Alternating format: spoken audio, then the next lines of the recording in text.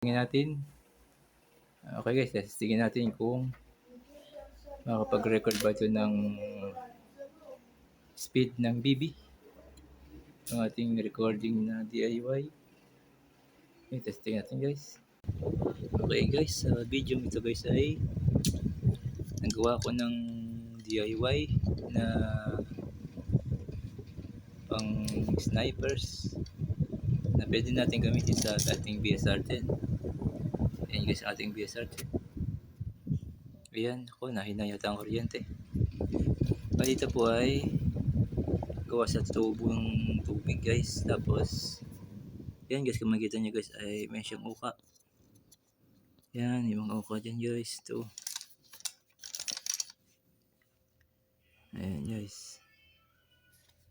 So ito po ay kinalaman si scoop. Si scoop po ay may zoom na tinatawag. Ayan guys, so ito po ay may flashlight din kasama. Ayan. At ito po yung kanyang cellphone holder. Dito natin lalagay yung cellphone kapag tayo magre-record na ng video. Yan. Ito po yung na-adjust din kung depende sa cellphone yung gagamitin. Siya po ay full metal. Yung plastic lang po dyan na yung cup ng dulo ng tubo. Ayan, nilagyan ko ng plastic tsaka dito. Ayan. Kaya yun po ay nalagyan din ng gamit sa loob. Yan po ay nalagyan ng battery sa loob tsaka yung tools, mga Allen wrench. Bigat. Tanggalin natin guys. Pause. Yan guys, tanggal na. Loob yan guys ay may mga battery. Ayun. Yes, so may naman sa loob ng battery. Saka dalawang Allen wrench. Guys. So, yun po ay pwedeng dating lagyan ng gamit. Okay guys. So, balik na sa loob. Iwan ko na lang to. So, gagamitin natin.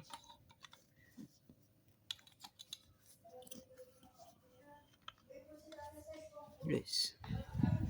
Okay. Ayan guys, ito ay meron tinatawag na kapitan ng ito guys, itong Picatinny reel. Ayan guys, ay kakalas natin. Ayan. Okay. Guys, pagkatanggal nun guys, kakabit natin dito sa kanyang Picatinny reel. Ayan, dito sa bandang gitna niyan guys. Okay guys, kabit natin ang ating DIY. Guys. Okay, tatapat natin sa gitna. Dito kasi kinasa ko na, hindi ko na kinalas. Kasi mayroon pag kinalas. Okay, papasok na ganyan. Tapos dito sa kabila guys ay yung natin bolt niya. Ayun, nakita nyo guys, ayun. Okay. Kabit ko lang guys, sandali lang. So yun guys, nikabit ko na nga yung kanyang natin bolt. At siya ay nakabit na sa ating airsoft. Yan siya guys. Ito na lang natin. Yan, nipitan natin na yung kanyang natin bolt. Yan guys. Ayan, naikpit na siya guys. Okay. Bali, ito na yung kanyang kinalabasan ngayon guys. Yan. Yeah, pwede natin lalagay ang kanyang scoop. Ay, yung kanyang cellphone. Yan, ako, ang dami kong pusa. Ito po ay naiikot. Yan, pwede nyipatin dyan ang cellphone. Ito yung kanyang scoop. Yan, ang kanyang bush nail. Guys, gawin nyo yung kanyang flashlights. Ayan, yan natin. Ayan ang ating DIY. Excuse me, meow. DIY pag nakakabit na sa ating airsoft, namadali lang siya ikabit guys. Sa Picatinny lang naman. Tapos yung patutong sniper guys. Siya ay matibay din dahil siya ay full metal. Guys. So ayan. Guys. Ngayon, ikakabit na natin itong cellphone. Ipoform natin pa ganito guys. Yan, papasok natin itong cellphone. Yan guys, lagay ko na. Ito na lang naman natin.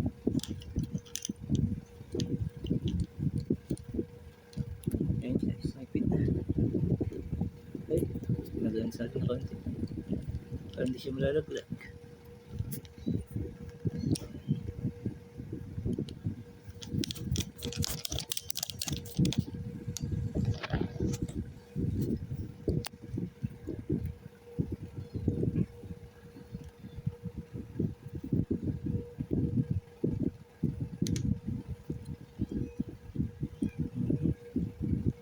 Guys, ito yung ating DIY. Tanggalin natin itong pag-loop.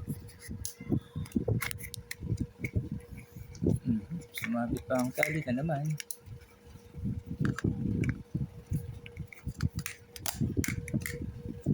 Guys, sabi na nasabit yung tali na.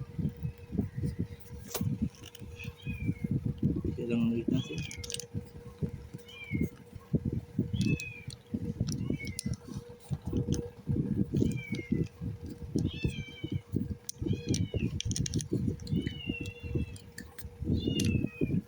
May kumabalance.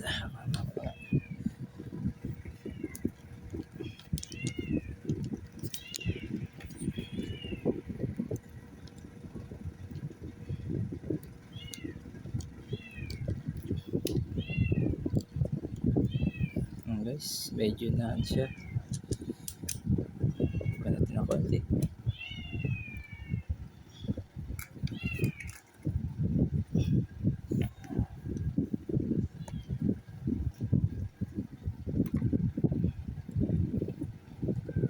I-adjust lang yun dito guys para maging balance. Kaya pag na-balance nyo guys, pati nyo na konti.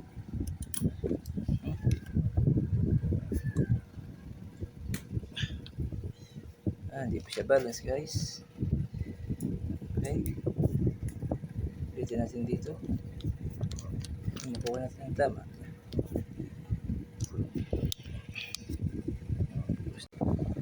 Okay guys, yun na, ito itong gagamitin ng cellphone. Ito po ay Vivo Y11. Ilalagay natin dito guys sa kanyang lagayan ng cellphone. Yan, ipipidyan natin dito guys. Yun lang ating gagamitin demo kasi yung isa lang ang cellphone ko. Ay, ipakita ko lang sa inyo kung paano ito gabit. Yan guys, tapos i-video siya guys. Yan, saglit video sa yung video. Tapos ilagay nyo ulit sa yan guys, kita nyo yung scope. Yun ang scope. Kumain nyo guys, hindi pa siya naka-zero. Hindi siya kita kasi hindi pa siya nakatama. So i-adjust natin itong ating cellphone. At hanapin natin ang kanyang site ng scope. Kaya namipitan sa baba guys. Ayun, natin nyo guys, ayun. Good guys. Kasi ipitan natin siya guys. Ganun lang siya kadaling ilagay. Okay guys. Okay. Yes.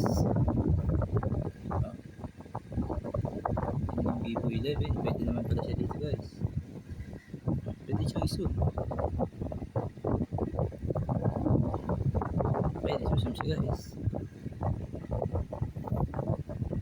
Pwede pa niyong i-adjust pa ulit. Gusto niyong sa maganda, yung tatalagang dilim.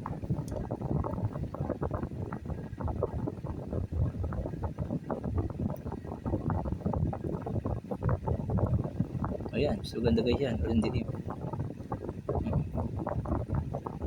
Ayan, so siya po ay depende sa klase ng cellphone yung ka. Ayan guys. Ayan po ang Vivo 11, pwede po siya dito guys. Okay. Okay, testing natin guys kung pwede ba itong gamitin pang pag-record ng video sa paglaro ng airsoft. Tingnan natin. Okay guys, tingnan natin kung makapag-record ba ito ng speed ng BB ang ating recording na DIY. Okay, testing natin guys. Testing natin sa labas kung medyo maliwanag ang labas guys eh. Zoom natin guys. Ayan, kita naman.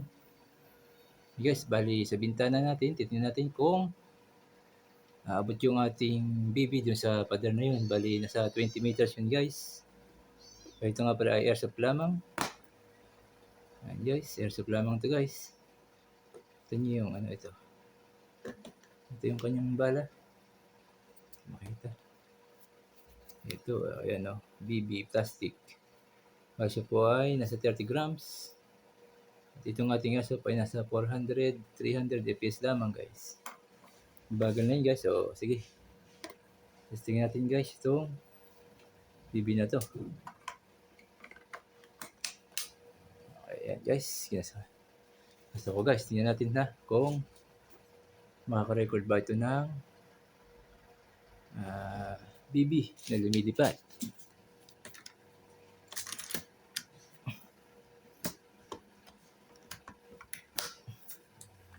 Naku, sumabit pa yata guys. Sumabit yata ang aking magazine.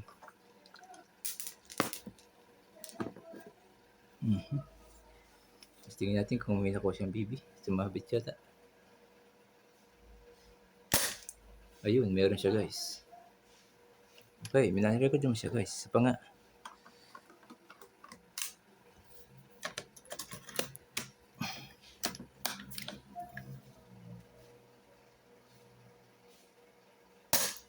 Ayun. Pero nakaharang yung ano guys. Nakaharang yung kahoy. Ayun, doon lang tayo tamaan natin guys. Kung kaya 20 grams. Ayun. 20 meters. 20 meters pa din guys. Ayun o.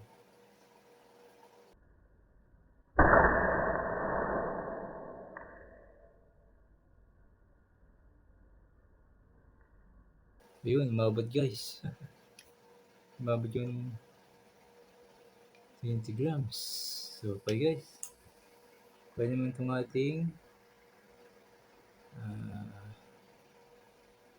DIY na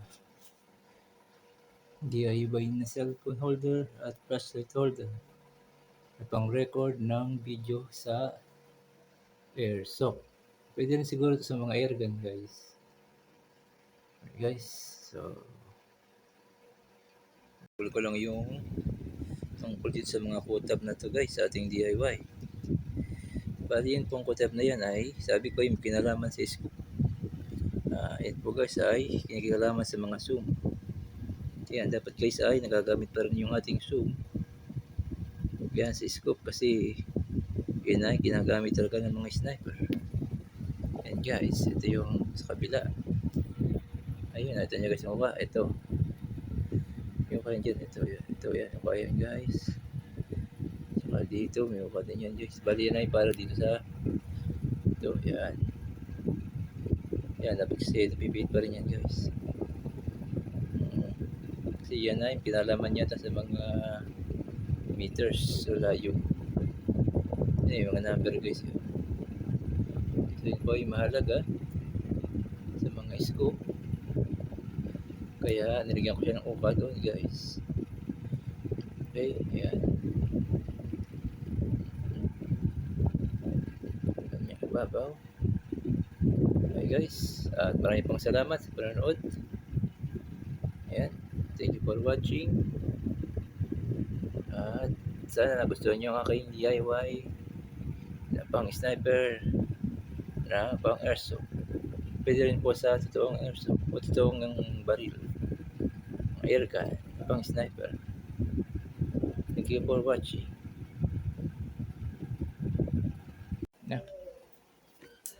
So, ating BSR 10. Tingnan natin. Zoom natin guys.